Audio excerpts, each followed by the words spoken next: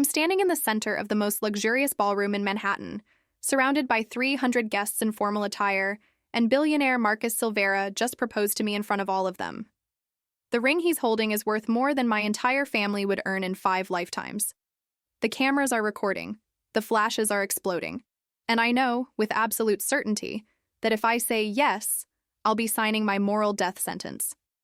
Because what nobody in this ballroom knows, except me and the man kneeling in front of me, is that all of this is a lie, an elaborate charade.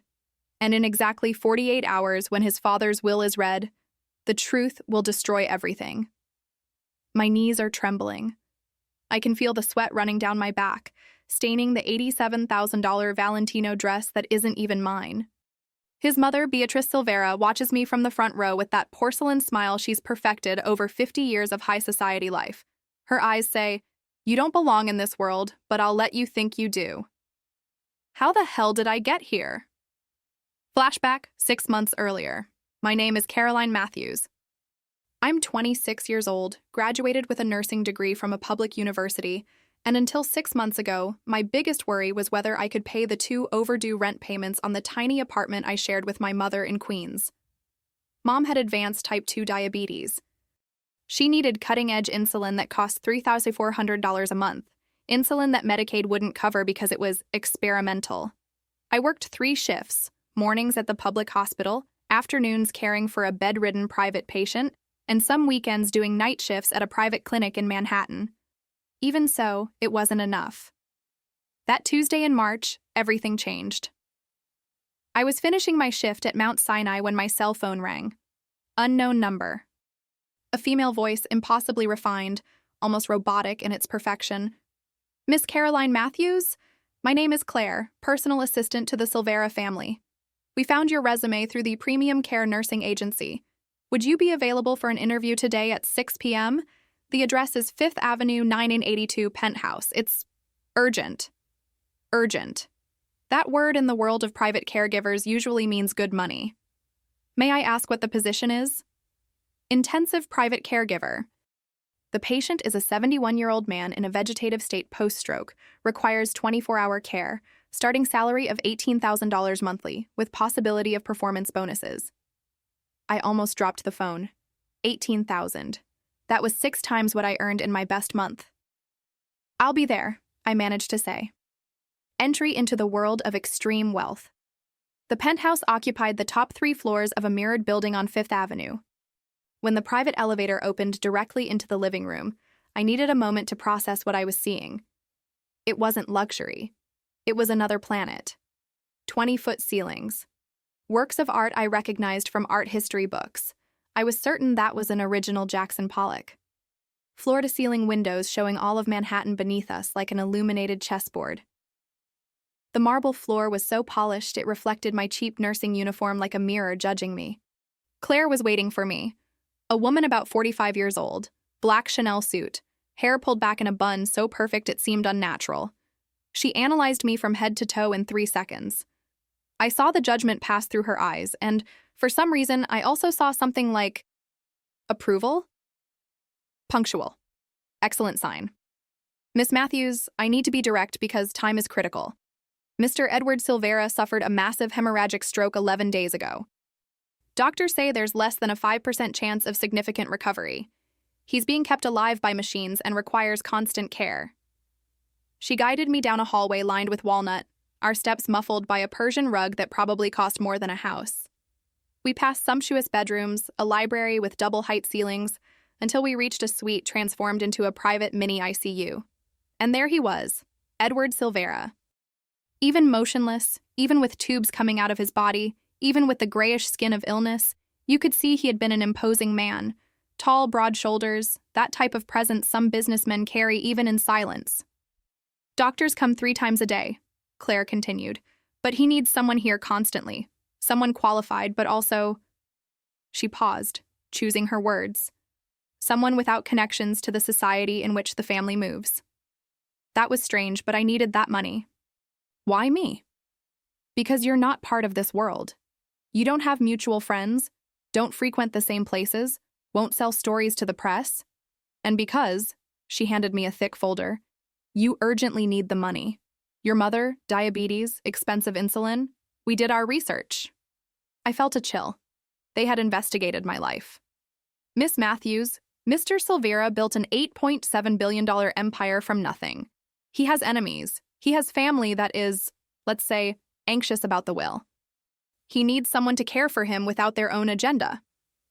I'll need to speak with the family, I said. You're already speaking with the family. A male voice filled the room. Entry of the male protagonist. He entered as if he owned not just that apartment, but the air inside it. Marcus Silveira was 32 years old, and every cent of his father's fortune was stamped in his posture. Dark navy Tom Ford suit, no tie, cologne that probably cost $4,000 a bottle. Impeccably cut black hair, strong jawline, brown eyes that analyzed me with the same coldness you'd use to evaluate a racehorse. Marcus Silveira, he extended his hand. Formal, distant. Only son and interim CEO of Silveira Enterprises during my father's incapacity. I shook his hand. Firm. Cold. Caroline Matthews. Nurse. I know who you are. I read your resume. Degree from Coney, excellent grades, 3 years of ICU experience, specialization in neurological care. No formal complaints. 2 exceptional letters of recommendation. He paused. And debts totaling $47,300, mainly related to your mother's medical treatments. I felt my face burn. It was humiliating to have your life dissected like that by a stranger. With all due respect, Mr. Silveira, my financial situation doesn't affect my professional competence. A muscle twitched in his jaw. Maybe it was surprise that I'd spoken to him that way. On the contrary, your financial situation is exactly what interests me. It means you really need this job. It means loyalty. He walked to the window, looking at the city. My father is dying. But before he dies, before the will is read, I need to ensure he's protected. Protected from what? He turned, and for the first time I saw something beyond corporate coldness in his eyes. Something like fear. From my own family. Revelation 1, the war for inheritance. In the following days, I understood what Marcus meant. Caring for Edward Silveira wasn't just a medical function. It was being at the epicenter of a silent war over $8.7 billion. Edward's wife, Beatrice Silveira, visited daily. 62 years old, plastic surgery so well done she could easily pass for 45, always in designer clothes I'd only seen in magazines. She spoke to me with that icy cordiality that very rich people use with the help. Caroline, dear, make sure my husband is comfortable. That's all that matters now. But her eyes, when they looked at Edward, didn't have love. They had calculation. I discovered from Claire that Beatrice had married Edward 32 years ago, when he was already a successful businessman and she was a 28-year-old model. Marriage arranged by the families, Claire murmured as we prepared Edward's medication. She brought social connections. He brought money. Marcus was born 11 months later. But the real shock came when I met Helena. Helena Silveira was 28 years old, 2 years older than me, and she was the daughter who officially didn't exist. Product of a relationship Edward had in the 1990s, before marrying Beatrice. He never publicly acknowledged her, but paid a generous allowance of $35,000 monthly. She showed up at the penthouse in my 3rd week, walked right past me as if I were invisible, and planted herself in front of Marcus in the office where he was working. He's going to include me in the will, she demanded, her voice echoing through the hallway. 30 years being hidden as if I were his shame. 30 years being the secret bastard daughter. He owes me this. He doesn't owe you anything, Marcus's voice was ice cold. You've received more money in allowances than most people earn in an entire lifetime. And you received a last name, recognition, a billion-dollar company. Don't talk to me about fairness, Marcus. I shouldn't have been listening to that. I silently returned to Edward's room, but the realization hit me like a slap. I was in the middle of a time bomb. When that man died, when that will was read, there would be blood. Revelation 2, the impossible proposal. It was in the 4th week that Marcus called me to his office. It was almost midnight. I was exhausted after a 16-hour shift caring for Edward, who'd had a respiratory crisis that afternoon. Marcus was sitting behind a jacaranda desk that was probably 200 years old, still wearing a suit despite the hour. But his tie was loose, the first button of his shirt open, hair slightly disheveled. It was the first time I'd seen him less than absolutely perfect. "Sit down, Caroline." I sat in the Italian leather chair across from him, suddenly conscious of my wrinkled uniform, my hair pulled back in a messy ponytail.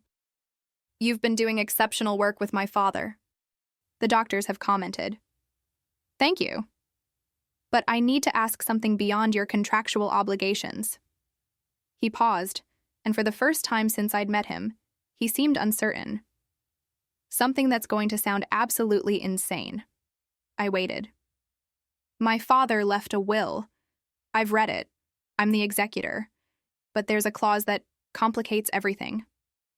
He stood up, walked to the bar, poured 2 fingers of amber whiskey into 2 baccarat glasses. Offered me one. I don't usually drink, but that night, I accepted. My father was always obsessed with marriage. Believed a man needed to be married to be truly responsible. That's why he pressured my relationship with Fernanda, the woman I was engaged to 3 years ago and broke up with 2 years ago. Her family was suitable, equivalent shares, right connections, but I didn't love her, and eventually I couldn't pretend anymore. He drank the whiskey in one gulp. The will's clause states that if I'm not married when my father dies, 30% of his shares in the company go to Helena. Another 20% go to Beatrice. I would keep only 50%, not enough for total control. The company my father built, that he built, would become a battlefield between 3 warring heirs. It would be destroyed in 5 years. And if you're married, I keep 75% of the shares. Absolute control. The company stays protected. Silence. I understood where this was going, but it was so absurd it couldn't be real. "Caroline, I need to get married in the next 2 months before my father dies. And the woman I marry needs to be unexpected. Someone Beatrice and Helena can't claim was arranged just because of the will. Someone who seems real. You're asking me to marry me." "Yes." He sat down again, his eyes fixed on mine. "A fake marriage, 2-year contract. You'd play the loving wife, attend social events with me, live here. In return, I'd pay all your debts immediately. Your salary would increase to $95,000 monthly, plus bonuses. After 2 years, when the divorce is finalized, you'd receive $3 million as compensation." My mind was spinning. $3 million. Mom could have the most advanced treatment in the world. I could buy an apartment. I could never worry about overdue bills again. "Why me?" "Because you're perfect for the story. Devoted nurse cares for dying father. Son meets the woman caring for his father with such dedication. They fall in love in death's shadow. It's romantic, tragic, believable. And you," he paused, "aren't part of this world. Nobody will believe it was arranged." "This is insane." "I know. This is unethical." "I know. I could lose my nursing license if they found out." "Nobody will find out. It'll be real in all legal aspects, just not real emotionally." I stood up, walked to the window. Manhattan blinked below us, each light a life that had no idea of the absurdity happening in that penthouse. What if I say no? Then I'll probably find someone else. Someone less perfect for the story, but functional. And you'll continue being my father's nurse until he dies. Then your contract ends and you go back to your life of 3 jobs and growing debts. Brutal honesty. Somehow, that made it all more real. I need time to think. You have 12 hours. I need the answer tomorrow at noon. Revelation 3, the decision and its consequences. I called my mother that night. Didn't tell her about the proposal, how could I? But I asked what she would do in an impossible situation where the right choice was uncertain. "Honey," she said in that tired voice diabetes had made permanent, "morality is a luxury for those who have options. Sometimes you do what you need to do to survive. The question isn't whether it's right or wrong. It's whether you can live with yourself afterward." Could I? The next morning at 11:47 a.m., I entered Marcus's office. "I accept, but with conditions." He raised an eyebrow. I'm listening. First, my mother can never know the truth. If anyone asks, she believes this is real. Second, I continue caring for your father until the end. I don't abandon my patient. Third, an ironclad contract, independent lawyers, everything documented and legal. Fourth, during the 2 years of marriage, you treat me with respect. I'm not your employee. I'm your wife, at least publicly. And fifth, if at any point you fall in love with someone else and want to really get married, we terminate the contract immediately without penalties for you.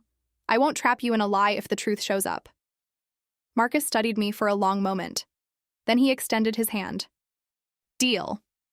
Revelation 4, the transformation. The next 8 weeks were a whirlwind of transformation that felt like being rebuilt from scratch. Beatrice took control of my makeover with the enthusiasm of someone sculpting a statue. If you're going to marry my son, you need to look the part, she said with that smile that never reached her eyes.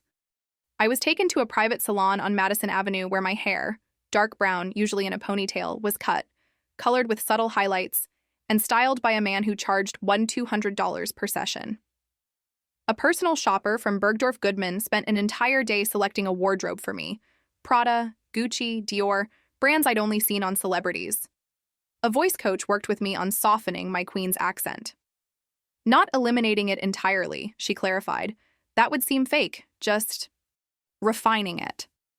An etiquette consultant taught me which fork to use at formal dinners, how to hold a champagne glass, how to make small talk with people who owned summer homes in the Hamptons. But the strangest part was the relationship coaching. Marcus and I met with a woman named Dr. Sandra Hoffman, a psychologist who specialized in couple presentation strategy for high-profile clients. She made us practice stories about how we met, our first date, when we fell in love. The story needs to be consistent, Dr. Hoffman explained, but also have the little inconsistencies that real couples have. Caroline might remember he wore a blue shirt at dinner. Marcus remembers it as gray. These details make it authentic. We rehearsed for hours, how we'd sit together at events, close but not unnaturally glued, how Marcus would touch my lower back when guiding me through a crowd, how I'd laugh at his jokes, touch his arm when speaking, all choreographed, all fake, all disturbingly convincing.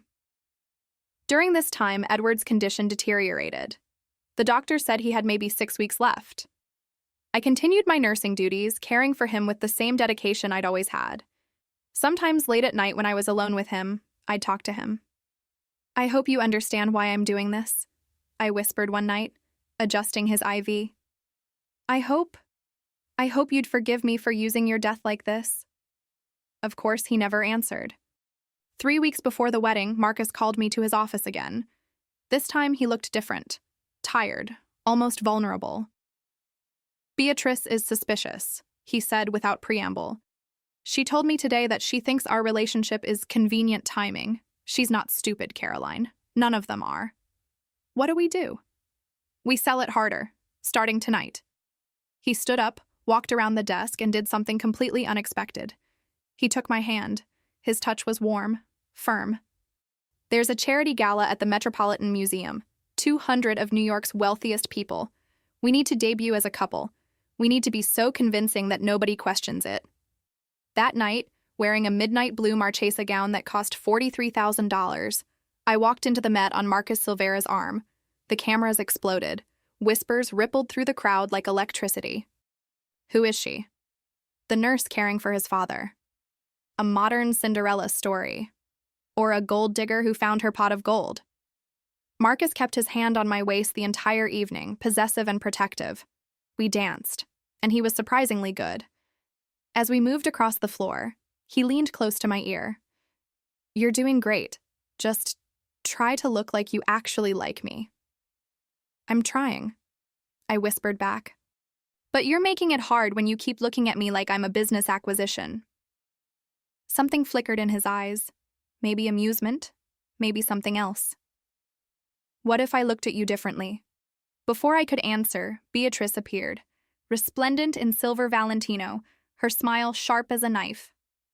Marcus, darling, Caroline, what a beautiful couple you make. She took my hand, examining the engagement ring Marcus had given me 2 days prior, a 4.2-carat emerald-cut diamond from Harry Winston.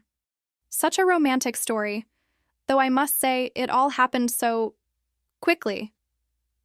When you know, Mother, Marcus said smoothly. Indeed. Beatrice's eyes locked on mine. Tell me, Caroline, have you signed a prenuptial agreement? The room seemed to freeze. Several nearby conversations paused. This was a test. Yes, Mrs. Silveira, quite a comprehensive one, actually. I met her gaze steadily. I'm not marrying Marcus for his money. I'm marrying him because he's the first man who's ever seen me as more than my circumstances. It was a lie. A beautiful, carefully crafted lie. But it was also, in some strange way, a little bit true. Marcus had seen me, really seen me, in a way few people ever had. Beatrice's smile tightened fractionally. How lovely. She drifted away, leaving behind the scent of Chanel No. 5 and suspicion. That was perfect, Marcus murmured. She almost believed you. I almost believed me, I admitted. And that's when I realized the dangerous truth.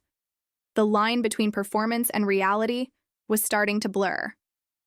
Revelation 5. The unexpected complications. The wedding was planned for a Saturday afternoon in early June, 6 weeks after Marcus's proposal.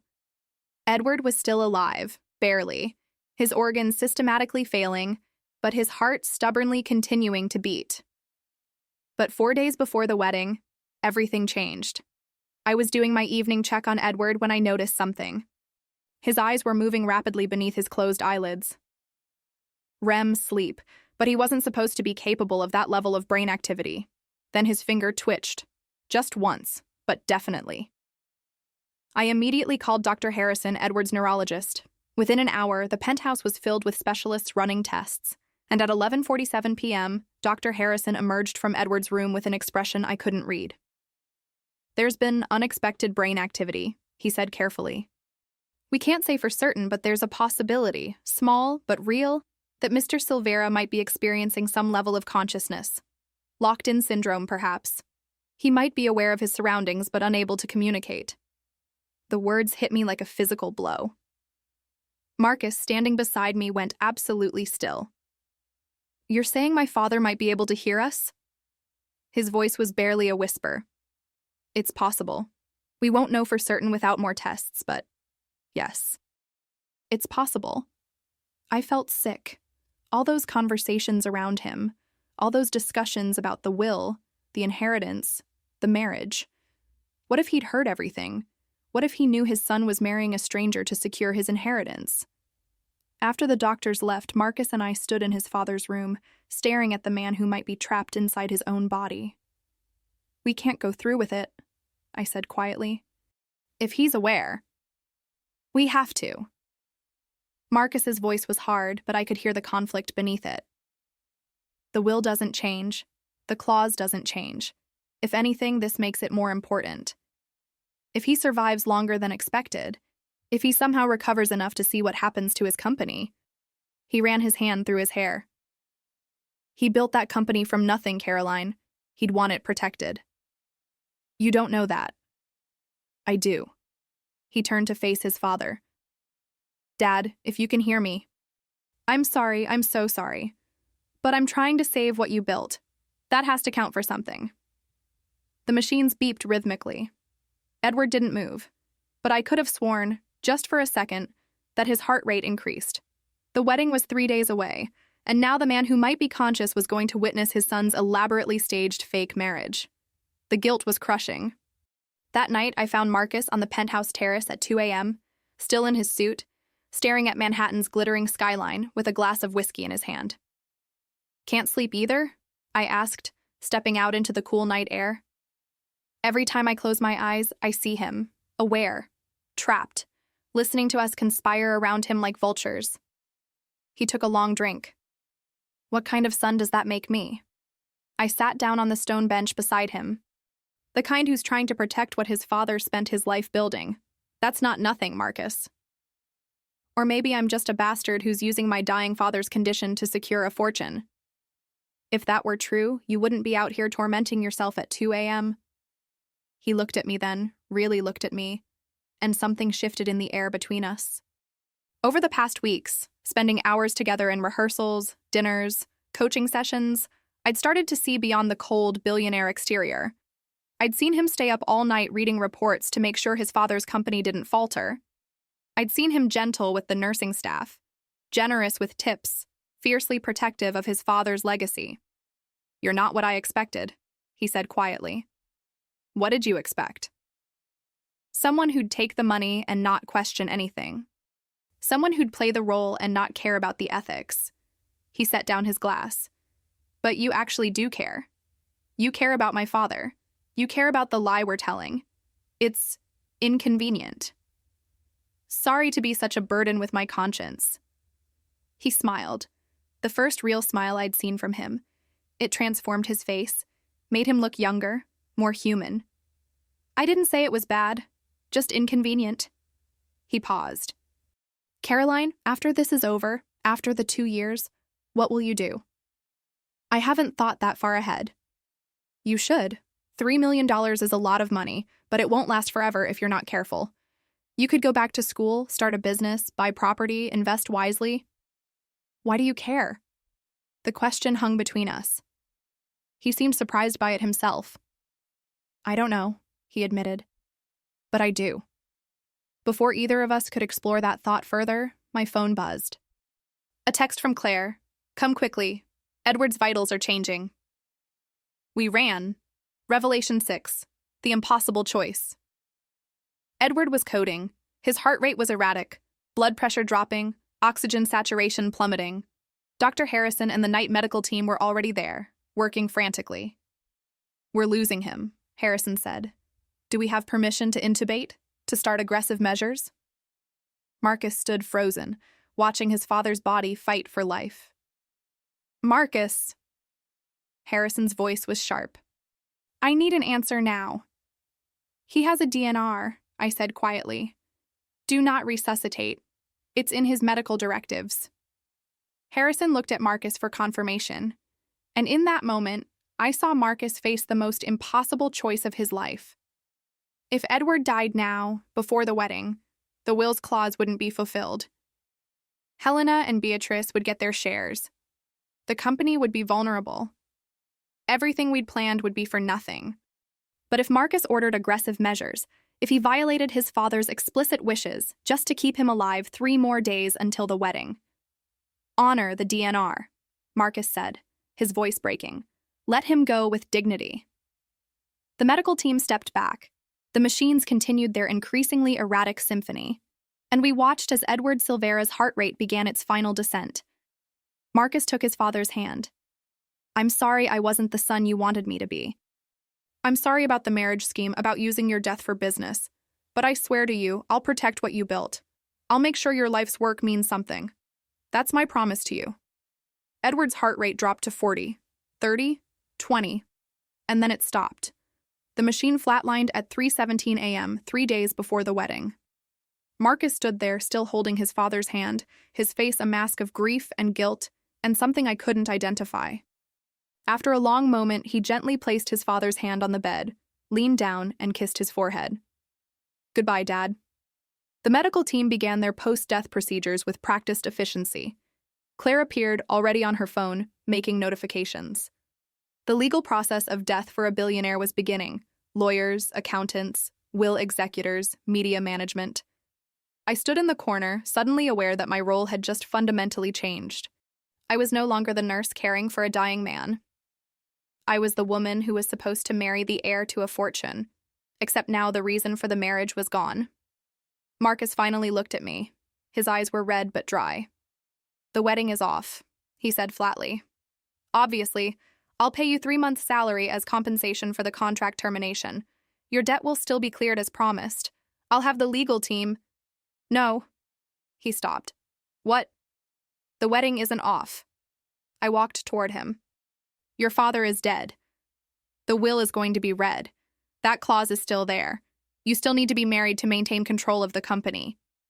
"Caroline, I can't ask you to—" "You're not asking. I'm telling you. We're doing this." I took a breath. "Your father just died. You honored his wishes even though it cost you everything. That means something to me. You're not the bastard you think you are, Marcus. And I'm not going to let his company be destroyed because of a technicality. The will states I need to be married when he dies. He's dead. It's too late. No. This was Claire, stepping forward with her phone. I've been consulting with the legal team. The exact language is married at the time of death or married before the estate is settled. Estate settlement takes weeks, sometimes months. If you marry before the will execution and estate proceedings are finalized, the clause is satisfied. Hope and horror warred on Marcus's face. You'd still do this? Even without him being alive as a witness? Even knowing you're doing it purely for a legal technicality? I made a commitment, I said. And unlike most people in your world, I keep my promises. Something broke in his expression. He pulled me into an embrace so sudden and fierce it drove the air from my lungs. For a moment, he just held me, and I realized he was shaking. Thank you, he whispered. Thank you. We held the funeral first, a massive affair at St. Patrick's Cathedral, attended by 500 people including senators, CEOs, celebrities, and dignitaries. Edward Silveira was eulogized as a titan of industry, a visionary, a family man. Helena sat in the third row, wearing black Givenchy, crying genuine tears for the father who'd never publicly claimed her.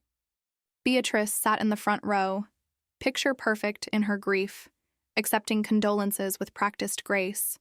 And Marcus delivered a eulogy that I knew was costing him everything to get through. My father taught me that empire is built on integrity, that wealth without purpose is meaningless, and that a man's worth is measured by what he creates, not what he inherits. I'll spend the rest of my life trying to live up to that standard. The wedding was held 1 week later, after the funeral, but before the will reading. A much smaller affair than originally planned, only immediate family and 50 close associates. Out of respect for Edward, Beatrice explained to the press, though her eyes told me she was suspicious of the timing. I wore a simpler dress, Vera Wang, ivory silk, elegant but understated. As I walked down the aisle of the private chapel in the Plaza Hotel, I saw Marcus waiting at the altar in a black Tom Ford suit, his face serious but his eyes held something I couldn't name. The ceremony was brief, traditional vows that felt like lies and truths tangled together. I, Marcus Alexander Silveira, take you, Caroline Rose Matthews, to be my lawfully wedded wife. I, Caroline Rose Matthews, take you, Marcus Alexander Silveira, to be my lawfully wedded husband. We signed the license, official, legal, binding. And then came the reception, the first dance, the champagne toasts, the carefully staged photos that would go out to the press. Marcus held me close as we danced, his hand warm on my waist. We did it, he murmured. It's done. For better or worse, I whispered back, and we both smiled at the dark irony. But as the evening wore on, as I watched Beatrice watching us with calculating eyes, as I saw Helena in the corner nursing her champagne with an expression of barely concealed fury, I realized something chilling. They didn't believe us, not really. And they were going to fight. Revelation 7, the will reading and betrayal. The will was read 3 weeks after the wedding in the offices of Silveira's law firm Morrison & Burke on Park Avenue. A mahogany conference room with windows overlooking Central Park, leather chairs worth more than cars, and a tension you could cut with a knife. Present, Marcus and me, Beatrice and her lawyer, Helena and her lawyer, the executor, Robert Morrison himself, and 2 witnesses. Morrison, a silver-haired man of about 65 with the kind of gravitas that comes from 40 years of handling billionaire estates, opened the sealed document with ceremonial precision. The last will and testament of Edward Joseph Silveira, signed and notarized on February 14, 2025. He began reading, the usual legal language. Then he got to the substance. To my wife, Beatrice Ann Silveira, I leave our primary residence in Manhattan, the summer home in the Hamptons, and a trust of $50 million to be dispersed over her lifetime. Beatrice's face remained impassive, but I saw her lawyer make a note. $50 million was generous, but nothing compared to the company shares she'd hoped for. To Helena Marie Silveira, Morrison paused fractionally, acknowledging her publicly for perhaps the first time in an official capacity. I leave a trust of $25 million, and I offer my deepest apologies for never having the courage to claim you publicly as my daughter. This is my failure, not yours." Helena's composure cracked. She covered her mouth, tears streaming down her face. "To my son, Marcus Alexander Silveira, I leave the following: 75% of all shares in Silveira Enterprises, with the condition that he must be married at the time of my death or before the estate is settled, demonstrating his commitment to building a family and legacy beyond mere wealth." "This is bullshit." Helena's voice cut through the room. "He married her 3 days after Dad died. Everyone knows this is a scam to satisfy the clause." Morrison looked over his glasses. "The marriage is legal and binding. The clause is satisfied." "It's fraud," Beatrice said coolly. "My husband has been dead for less than a month, and suddenly Marcus conveniently marries the nurse? The timing is suspect." "Unless you have evidence of fraud," Morrison began. "We will." Helena stood up. "We'll contest this will. We'll prove the marriage is a sham. And when we do, Marcus, you'll lose everything." Marcus remained calm. "You're welcome to try, but you'll lose. Caroline and I married legally. We have every intention of building a life together. The will's requirements are met." Continuar 07. 10. "We'll see what a judge says." Helena grabbed her bag. "Come on, Mother. We have lawyers to call." They left, the door closing with a definitive click. Morrison waited until we were alone. "They will contest. You know that." "Let them," Marcus said. "Can they win?" I asked. Morrison looked at me thoughtfully. "That depends on whether you two can prove the marriage is genuine. They'll hire investigators. They'll look for evidence that you're living separately, that the relationship is a business arrangement, that there's no real emotional connection. You'll need to be above reproach." "We will be," Marcus said firmly. But after we left, in the back of the Mercedes driving us back to the penthouse, Marcus finally spoke his real thoughts. "They're going to make our lives hell. Investigators following us, questioning our staff, looking for any crack in the story. Then we don't give them any cracks. Caroline," he turned to me, "what we're doing, the level of deception required, it's going to take a toll. 2 years of pretending every moment of every day. I can handle it." "Can you?" His eyes searched mine. "Can you really live a complete lie for 2 years?" The question hung in the air between us, and I realized something. The answer was no. I couldn't live a complete lie. But maybe it didn't have to be. Revelation 8, the blurring lines. The investigation started within a week. Private investigators lurked outside the penthouse. Our phones were likely tapped. Staff were questioned. Though Claire and the others, incredibly loyal to Edward's memory, refused to cooperate. Marcus and I adapted. We played the perfect couple. We attended charity galas together, had dinner at Nobu, took weekend trips to the Hamptons house. We made sure we were photographed, documented, seen. But it was the private moments that became complicated. We shared the master suite, a sprawling space with a California king bed, private balcony, and marble bathroom the size of my old apartment. The first night, Marcus had offered to sleep in one of the guest rooms. "They might have someone watching," I'd said. "They could notice if we sleep separately." So we shared a bed. With a wall of pillows between us at first, each of us careful not to cross the invisible boundary. But after a few weeks, the pillow wall disappeared. We'd fall asleep talking about our days, his meetings, my online nursing certification courses I'd started taking. Sometimes I'd wake up to find his arm around me. Sometimes he'd wake to find me curled against his side. We never talked about it. We had breakfast together every morning, coffee and pastries on the terrace, discussing the news, planning our day. We had dinner together most evenings, sometimes cooking together in the restaurant-quality kitchen, Marcus surprising me with his skill at making pasta from scratch. "My father insisted I learn," he explained one evening, rolling out fresh tagliatelle. "Said a man who can't feed himself is at the mercy of others." Wise man. He had his moments. Marcus's expression softened. "You know what's strange? I feel closer to him now, carrying on his legacy, than I did when he was alive. When he was alive, I was always trying to prove something. Now I'm just trying to honor him." These moments, these real, unguarded moments, were becoming more frequent and more dangerous. 3 months into the marriage, we attended a Metropolitan Opera opening, Madame Butterfly. I'd never been to the opera before. Marcus had a private box, and as the tragic story unfolded, I found myself moved to tears. During intermission, Marcus handed me his handkerchief. "I didn't know you were an opera fan."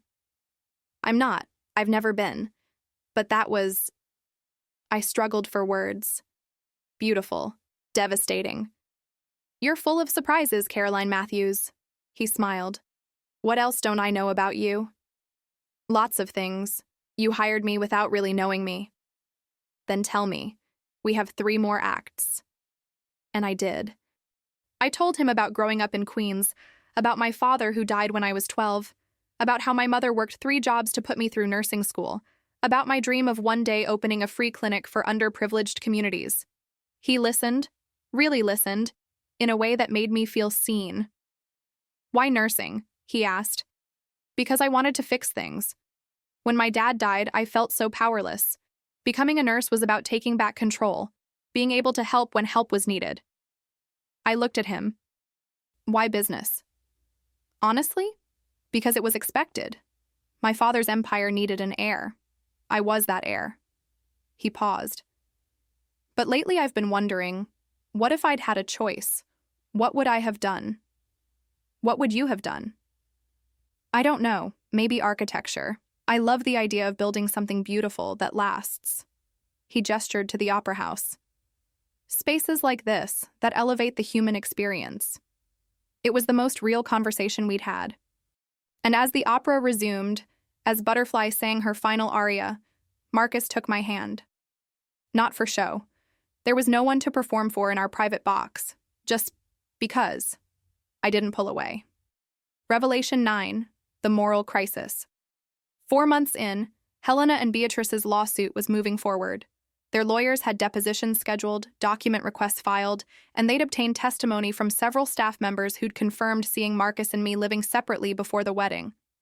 "It's not looking good," our lawyer, Jennifer Chen, told us bluntly. "They're building a case that the marriage is fraudulent. They have evidence you didn't know each other before Caroline started working for your father. They have transaction records showing the debt payments. They're painting a picture of a transactional arrangement." "What do we need to prove them wrong?" Marcus asked. "Genuine affection, emotional connection, shared life goals, intimacy." Jennifer looked between us. "The court needs to believe you're actually in love." After she left, Marcus and I sat in heavy silence. "We could stage more," he finally said. "More photos, more public displays." "Marcus, stop." I stood up, pacing the room. "This is getting out of control. We're lying to courts now. We're committing what amounts to legal fraud. When does it end?" "After 2 years? 2 years of what? 2 years of lying to everyone, including ourselves?" I turned to face him. "Your father died believing he was watching his son fall in love. Your mother suspects but can't prove anything, and it's eating her alive. Helena lost her one chance at public recognition from her father. And we're here, playing house, and I don't even know what's real anymore." "What do you mean?" I took a breath. When you took my hand at the opera, was that for show? When you make breakfast for me every morning, is that the contract? When you stayed up all night with me last week when I was sick, when you canceled meetings to make sure I was okay, was that the role you're playing?" Marcus stood up slowly. "I don't know. That's the problem. Neither do I." My voice cracked. "I don't know if what I'm feeling is real or if it's just Stockholm Syndrome from being trapped in this beautiful cage with you." "What are you feeling?" The question hung between us like a grenade. "I'm feeling like I'm falling in love with you," I whispered. "And I don't know if that's real or if it's just really good acting." Marcus crossed the distance between us in 3 strides. He cupped my face in his hands, his eyes searching mine with an intensity that burned. "Caroline, I stopped acting 3 months ago. Maybe earlier. I don't know when it happened, but somewhere between the staged photos and the fake smiles, it became real for me. You became real. This became real. You're just saying that because..." He kissed me. Not the polite, performative kisses we'd shared for cameras. This was real, desperate, hungry, full of 4 months of suppressed feelings. I kissed him back, my hands fisting in his shirt, pulling him closer. When we finally broke apart, both breathless, he pressed his forehead to mine. "Still think I'm acting?" he murmured. "I think we're in serious trouble. I think we've been in trouble since the moment I met you. We made love that night. Really, for the first time since the marriage. And it was nothing like I'd imagined a billionaire in a penthouse would be. It was tender and real and messy and perfect. Afterward, lying in his arms, I felt the weight of what we'd done settling over me. Marcus, this doesn't solve our problems. It makes them worse." "How?" "Because now it's not fraud. Now it's real. And in 2 years, when the contract ends, we'll have to figure out what this actually is." He pulled me closer. "Maybe that's a problem for future us. Future us is going to hate present us for making this so complicated." He laughed, a real, genuine laugh. "Future us will survive. We're apparently very good at adapting." Climax. Back to the cold open. Which brings us back to here. Now, this moment, the ballroom, 300 guests, the cameras, the ring. What I didn't tell you is what happened in the 6 months leading to this moment. 6 months where Marcus and I stopped pretending and started living. 6 months where the fake marriage became real. 6 months where I fell completely, irrevocably in love with a man I married for money. The lawsuit dragged on. Depositions were taken, evidence was presented, and 2 days ago, Jennifer called us with news.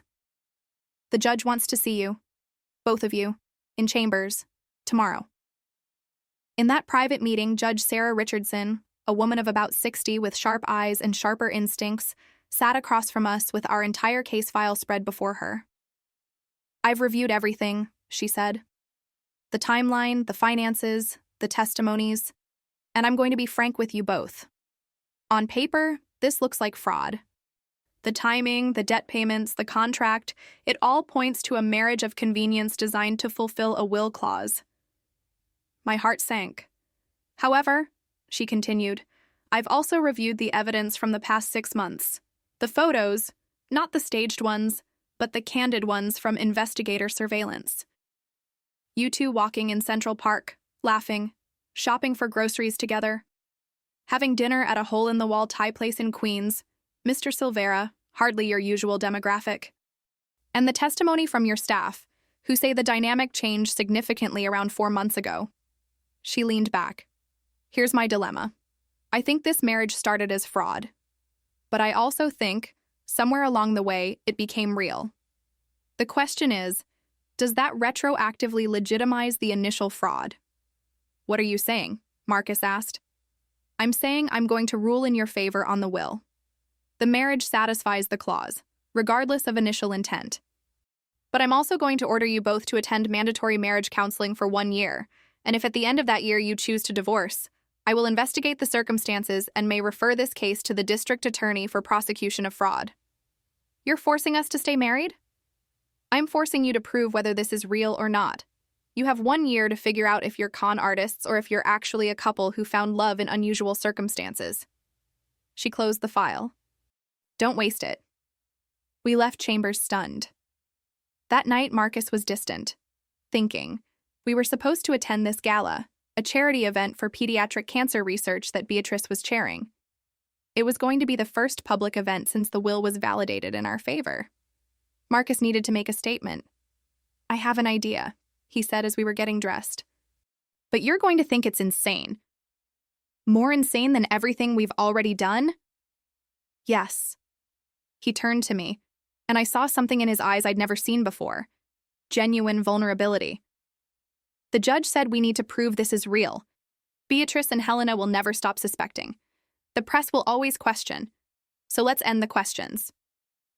"How?" "Marry me, again. Really this time." "We're already married." "Legally, yes. But that was a transaction. This would be a choice." He pulled out a box, not the Harry Winston diamond from before, but something different. He opened it to reveal a simple gold band with a small emerald. This was my grandmother's ring, not the Society Silveira grandmother, my mother's mother, who grew up poor in Brooklyn and married for love. My father gave it to me before he died, told me to give it to someone who chose me for me, not for the empire. Tears burned my eyes. Marcus. Caroline Rose Matthews, I know we did this backward. I know we started with lies, but everything I feel for you now is true. You make me want to be better. You make me want to build something real, not just manage an inheritance. You make me believe that I'm more than just my father's son. He took my hand. So I'm asking you, in front of no lawyers, no contracts, no audiences, will you really marry me? I should have said no. I should have pointed out all the complications, the ethical issues, the fact that we'd known each other less than a year, and most of that under false pretenses. Instead, I said, yes. He slipped the ring on my finger, right beside the Harry Winston diamond, old and new, fake and real, side by side. We're still going to that gala, he said. And I'm going to ask you again, publicly, in front of everyone. And this time, when you say yes, it won't be part of a contract. It'll be because you want to. They'll think it's a publicity stunt. Let them think what they want. I don't care anymore. I'm tired of living for what other people think, for what my father's will dictates, for what society expects. I just want to live for us. So here we are. The ballroom, the ring, the question. Marcus Silveira on one knee, looking up at me with complete vulnerability, asking me to marry him for real this time. I can see Beatrice in the front row, her face a mask of shock. Helena, standing in the back, her expression unreadable. Jennifer Chen, our lawyer, looking like she's going to have a heart attack, and 300 of New York's elite holding their breath. The cameras are rolling. This will be news. Billionaire heir proposes to wife he's already married to. The headlines write themselves. But for once, I don't care about the optics. I take the microphone from Marcus's hand. I need everyone to hear this. 6 months ago, I married this man for money. Let me be clear about that. I was broke, desperate, and I accepted a contract to play the role of loving wife in exchange for financial security. It was transactional. It was calculated. And it was wrong. Gasps ripple through the crowd. Marcus's eyes widen. We didn't rehearse this. But something happened that neither of us planned. In pretending to love him, I actually fell in love with him. In pretending to build a life together, we actually built one. This man makes me breakfast every morning. He learned to cook my mother's favorite soup when she visited. He donated $2 million anonymously to fund a free clinic in Queens because I mentioned it in passing one night. He's not perfect. He's arrogant, sometimes cold, absolutely terrible at accepting when he's wrong. Some nervous laughter. But he's also kind in ways that don't make headlines. He's brilliant in ways that don't need an audience. And he loves in ways he never learned from his society upbringing. Messy, real, complicated, human. I look down at him, this powerful man on his knees in front of everyone he's supposed to impress. Marcus Silveira, I already married you once for your money. So this time I'll marry you for every reason that has nothing to do with money. Yes. 1,000 times yes. The ballroom erupts. Applause, shocked exclamations, camera flashes like lightning. Marcus stands, pulls me into his arms, and kisses me like we're the only two people in the world. When we finally break apart, he whispers in my ear, "You just confessed to fraud on camera." I know, but it was worth it to see the look on your mother's face. He laughs, deep, genuine, free.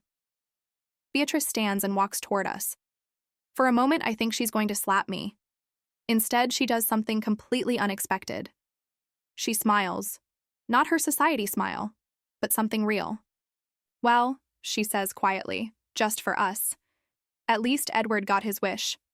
A son who chose love over convenience. She pauses. He would have liked you, Caroline. You have more spine than anyone in this ballroom. She walks away, leaving us stunned. Helena approaches next. Her eyes are red, but she's smiling slightly. I'm dropping the lawsuit, she says. Not because I think you deserve it, Marcus. But because Dad's real legacy isn't the money, it's the lesson that human connection matters more than balance sheets.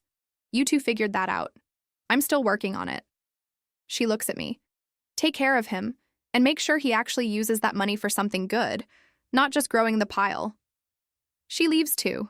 The gala continues. We dance, we laugh, we accept congratulations that are equal parts genuine and confused. And through it all, I wear both rings. The multi-million-dollar Harry Winston that represents where we started, and the simple gold band that represents where we're going. Epilogue. 18 months later. The Caroline Matthews Free Clinic opened in Queens on a Tuesday morning in October. It was nothing fancy. A renovated storefront, basic equipment, a staff of 6, including 2 nurses, a doctor, and a social worker. But it was fully funded for 5 years, thanks to the Silveira Foundation, a new charity that Marcus had created, focused on healthcare access for underserved communities. Mom was there for the ribbon cutting, her diabetes now under perfect control thanks to the best treatment money could buy.